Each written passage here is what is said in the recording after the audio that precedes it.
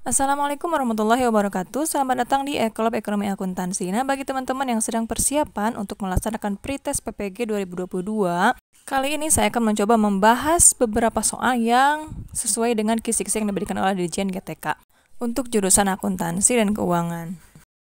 Semoga dapat membantu ya, dan semoga semuanya lulus. Amin.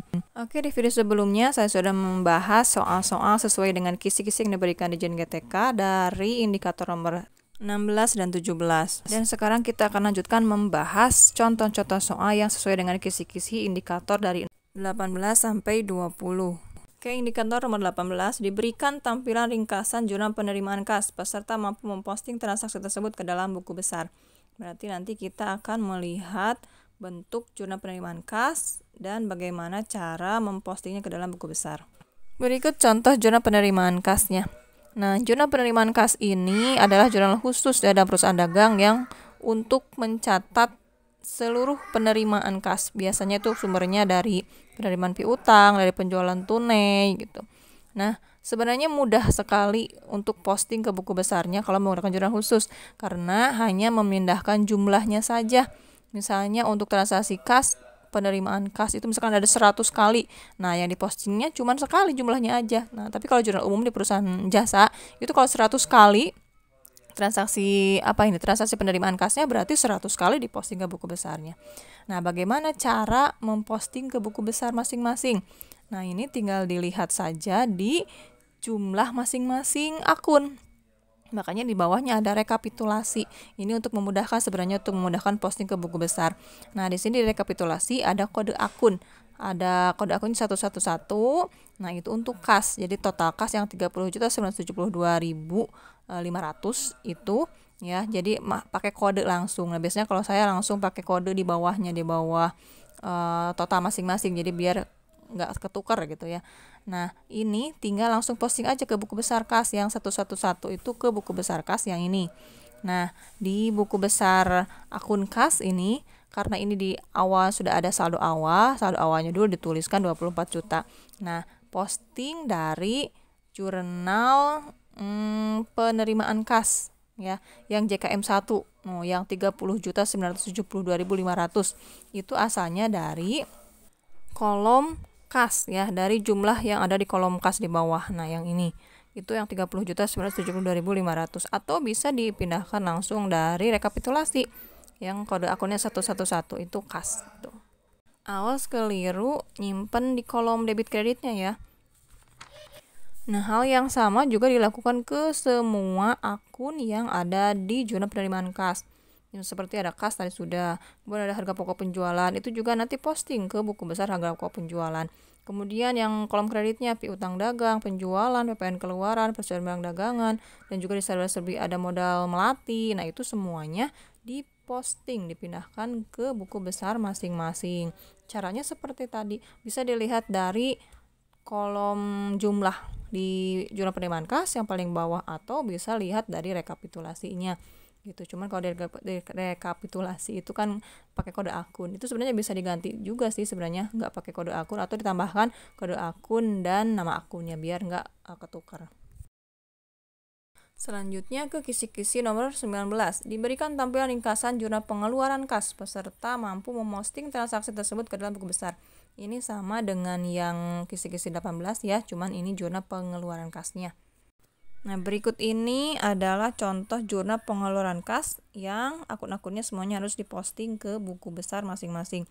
Sama halnya seperti posting dari jurnal penerimaan kas tadi, ini juga sama. Tinggal dipindahkan saja dari kolom jumlah di paling bawah dari setiap akun ke buku besar tersebut, ataupun bisa dari kolom rekapitulasi. Tapi enaknya sih langsung dari kolom rekapitulasi ya, jadi nggak lihat ke atas lagi. Seperti yang serba-serbi itu kan satu-satu itu ya akunnya, nggak satu kolom tapi satu kolom kan. Dalam kolom serba-serbi itu juga satu-satu. Bahan listrik, air dan telepon itu satu buku besar, peralatan satu buku besar, perlengkapan, bahan gaji, prive itu satu kolom satu buku besar. Caranya sama ya, posting seperti tadi. Contohnya di akun di buku besar kas ya. Tadi kan sudah diposting yang jurnal penerimaan kas kan, yang JKM 1. Nah, ini bisa penerimaan dulu, bisa pengeluaran dulu ya sebenarnya ya. Karena ini di contohnya tadi jurnal pengeluaran kas dulu. Nah, di jurnal pengeluaran kas ini yang keterangan jurnal pengeluaran kas itu ada referensinya JKK1. JKK1 itu jurnal kas keluar ya. Nah, ini kolomnya jumlahnya itu dikredit sebesar 12.510.000 sama seperti yang ada di kolom rekapitulasi yang kas ya, yang 11 kode akunnya 11 ini 12.510.000, atau bisa juga dilihat dari kolom jurnal pengeluaran kasnya langsung di atas. Nah, yang ini yang kas di kredit itu 12.510.000. Nah, seperti itu, jangan lupa dijumlahkan di jumlah saldonya gitu ya. Nah, ini nanti mungkin di soal itu yang ditampilkannya ada beberapa akun seperti ini, ada kas, piutang dagang, persediaan bank dagang, perlakuan dan lain-lain. Nah, itu dicek aja satu-satu. Mungkin salah penempatannya yang harusnya debit malah di kredit atau sebaliknya, ataupun bisa salahnya itu di saldonya. Jadi dicek aja satu-satu gitu. Kalau misalkan yang munculnya piutang dagang atau utang dagang, nah dicek aja di penempatannya betul nggak debit kreditnya dan saldonya jumlahnya betul atau tidak. Nah, itu untuk kedua jurnal penerimaan kas dan jurnal pengeluaran kas cara posting ke buku besarnya. Selanjutnya untuk kisi-kisi indikator nomor 20 ini diberikan tampilan beberapa akun real dan nominal. Peserta mampu melakukan penyesuaian akun di akhir periode, menyusun laporan keuangan, dan menutup akun buku besar. Nah, untuk indikator yang ke-20 ini saya langsung sajikan berbentuk neraca saldo ya, karena di neraca saldo ini sudah memuat akun real dan akun nominal. Nah, akun real itu dari kode 111 sampai ke 312 ya. Itu akun real ya, akun-akun neraca. Jadi dari kas sampai privo itu akun real, dan akun nominalnya dari kode 411 sampai 612. Itu dari penjualan sampai beban listrik. Nah, itu akun real dan akun nominal. Nah, menurut kisi-kisinya di indikator 20 ini, setelah menentukan akun real dan akun nominal, ini harus membuat AJP ya, penyesuaian. Nah, ini langsung di sini juga ada data penyesuaiannya. Dari data ini kita akan coba buat jurnal penyesuaiannya. Yang A, peralatan memiliki masa manfaat selama 58.000 tahun. Ini maksudnya 5 tahun mungkin ya, masa sih sampai 58.000 tahun. Dengan nilai sisa sebesar 1 juta. Nah, kita lihat di peralatan.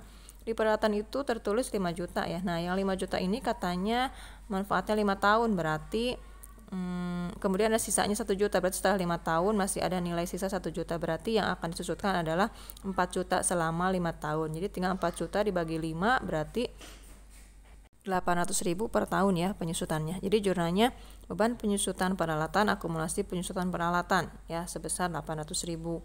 Nah, kemudian yang kedua, perlengkapan yang terpakai sebesar 1.050.000. Kita lihat perlengkapan di atas di neraca saldo tertulis 3 juta. Nah, sedangkan yang terpakainya adalah 1.050.000. Berarti jurnal penyesuaiannya adalah beban perlengkapan debit dan perlengkapan kredit sebesar berapa? 1.050.000. Nah, ini yang dicatatnya yang terpakai karena dicatat sebagai harta kan di atas.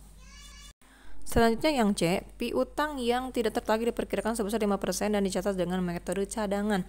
Kita lihat total piutangnya di neraca saldo itu adalah 23.595.000. Nah, sekarang kita buat cadangannya ya, cadangan piutang tidak tertagih. Kalau menggunakan metode cadangan berarti debitnya beban kerugian piutang dan kreditnya cadangan kerugian piutang. Nominalnya berapa? Nominalnya tinggal dikalikan saja 5% dikali 23.595.000. Ya, hasilnya berarti 1.179.750 rupiah. Terakhir yang D, beban gaji yang masih harus dibayar sebesar 550.000. Nah, ini gampang sekali ya. Tinggal beban gaji, debitnya, dan utang gaji sebesar 550.000. Selanjutnya di indikator 20 ini juga suruh menyusun laporan keuangan. Nah, bagaimana cara menyusun laporan keuangannya dari data neraca saldo ini? Nah, sebenarnya nggak bisa di neraca saldo ya, kalau ada penyesuaian berarti harus dari data neraca saldo setelah disesuaikan. Nah, berikut saya kasih contoh untuk neraca saldo yang setelah disesuaikan. Nah, bagaimana cara menyusun laba rugi aja gitu ya, langsung ke laba rugi. Laporan laba rugi adalah laporan pertama yang harus dibuat ya ketika menyusun laporan keuangan. Nah, isi dari laporan laba rugi itu adalah pendapatan dan beban. Nah, kalau di perusahaan dagang itu ada tambahannya yaitu harga pokok penjualan. Jadi penjualan dikurangi harga pokok penjualan dikurangi beban-beban. Nah, kalau dilihat dari soal ini, dari data neraca saldo setelah penyesuaian ini, berarti tinggal pindahkan saja yang data penjualan, yang penjualan 28.950.000, kemudian dikurangi dengan harga pokok penjualan yang 12.300.000. Nah, ini menjadi laba kotor. Laba kotornya menjadi 16.650.000. Kemudian untuk mencari laba bersih, tinggal dikurangi semua beban-beban. Nah, semua beban-beban itu dari beban gaji sampai beban pencutatan kendaraan. Nah, totalnya bebannya itu adalah 4.610.000. Nah, tadi yang laba kotor tinggal dikurangi total beban. Jadi laba bersihnya adalah 12.040.000. Demikian pembahasan soal kisi-kisi dari indikator 18, 19, dan 20. Semoga bermanfaat. Wassalamualaikum warahmatullahi wabarakatuh.